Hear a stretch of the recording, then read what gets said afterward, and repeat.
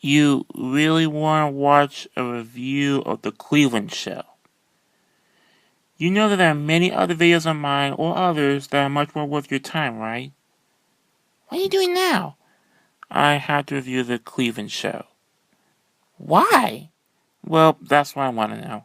Computer, why do I have to review the Cleveland show? Because you need to get more in touch with your African American roots. Also, many others hate this show. Okay. Why?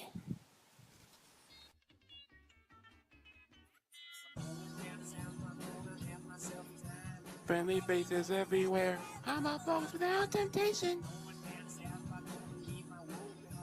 Ample parking day or night. People shouting, howdy neighbor.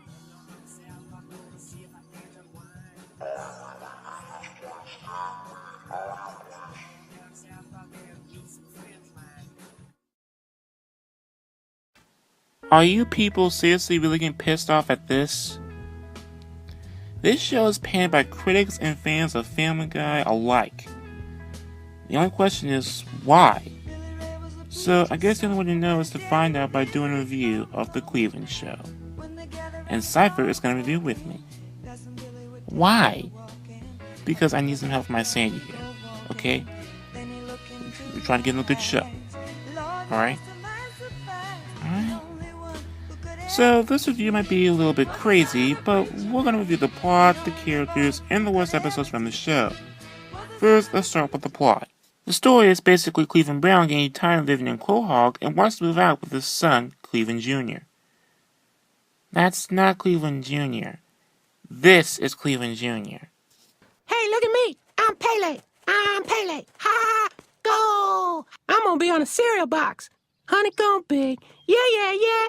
It's not small. No. Well, actually he is. What? But he looks completely different, and even sounds completely different. Why do they do that? You wanna know why? More on that later. That's not important right now. Anyways, they end up moving away to Steubenville, Virginia, where he meets his high school sweetheart, Donna. He also meets Donna's children, Roberta and Rollo. Hey, I ain't gotta go to school no more. Rollo got kicked out. He pulled down the teacher's pants. I misread a signal. It happens. Wiiteen? I will get to the characters later. Anyways, Cleveland develops a liking to Donna until she trusts faith in her to her ex-husband, Robert.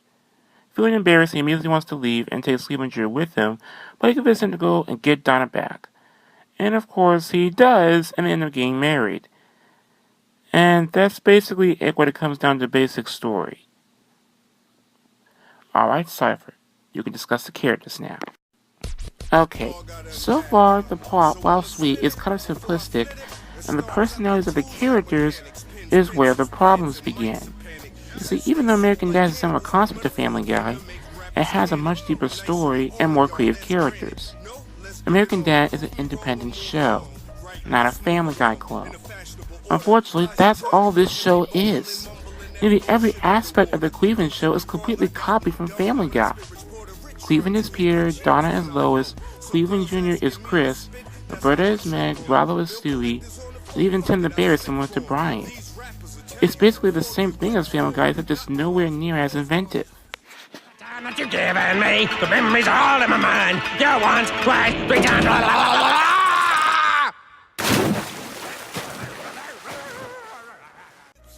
They did have characters like Auntie Mama, who is a man disguised as a woman, Cleveland's parents, and Robert to change the show's pace from time to time. But overall, it's pretty much exactly the same, and the new characters they bring in are barely memorable and are overshadowed by characters on other shows. So, I'm guessing I'm done with the characters. Well, except for one, Cleveland Jr.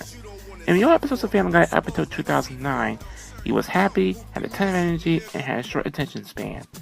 But now he's this tubby fat kid who is socially awkward in public.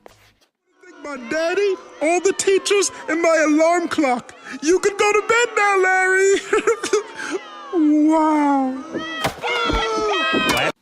Now, why did they do this change? I still don't really know. The only explanation is him not being seen for a while at his debut and decided to age him up a bit and change his appearance for some reason. There are a few other reasons. One reason is a lost animated scene for Love Actually on Family Guy that supposedly states that Cleveland Jr. got top-heavy due to him being on Ritalin. And if you've seen him before the change, it would be pretty reasonable. But the actual reasoning is that Cleveland Jr. is a secret agent and killed the real Cleveland Jr. in order to fit into the family. There's a group of people, Rella, who want to see the American way of life topple. They're based in Steuben because of proximity to Washington and good schools. It's just a great place to live. And I've been taking them down one by one. And that's the most reasoning we get, and it has been mentioned prior or since, so it pretty much seems like an ass pull to me. Are you done? Yeah, I think I'm done. Alright. Now, with the characters covered, it's time to move on to some of the episodes and their structure. I'm going over the 5 worst episodes of the show that truly reveal nearly every single problem. Escape from Goochland, a very mediocre Halloween episode with a downer ending. It's less exciting and more disturbing. Why What If Cleveland Show? They even turn a creative idea like this to make it completely boring and dull. Frap Attack. Very annoying, very frustrating to deal with, and again, seen it before, and better. Fat and Wet. Basically being offensive to the beasts, moving on. And finally, the worst episode in my opinion is Flush of Genius. And how the concept of dignity and respect for your father in a real disgusting way. Being stuck on a toilet. Wait, if you knew this was the worst, why didn't you review it?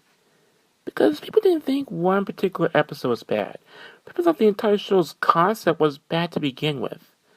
In my opinion, it's not as bad as people make it out to be. Now, before you guys put me up for assassination, let me make my final points. Now, this show isn't great by any standards. The writing's mediocre at best, all the ideas are inspired, and it's basically just a rip-off Family Guy but with black characters. Family Guy has the problem of being too offensive, while the Cleveland Show has the opposite problem of being too inoffensive and unimaginative. Despite all this, the show isn't terrible. I've seen worse from Family Guy and American Dad. But this is so bland and pointless to make, especially when King of the Hill was cancelled to make this. Overall, this is a very forgettable show with nothing to gain from it. The Cleveland Show was just a waste of everyone's time, including mine. Now, if you excuse me, I'm going to do something more worth my time. Cypher, end this for me. I have nothing else to say. We'll see you guys next time with something more interesting, I guess. Bye, folks. Star bright, my light so bright, star bright, gonna party tonight. Star bright, my light so bright, star bright, gonna party tonight. Star bright, my light so bright, going far, gonna be a star. Star bright, my light so bright, going far, gonna be a star. I'm on a train, got my new name, coming to Hollywood, fortune and fame. I'm packing light, spirit is bright, future is set, and I'm on the mic, where I belong. My vibe is strong, I can't go wrong. That's why I'm singing a song. Star bright, my light so bright.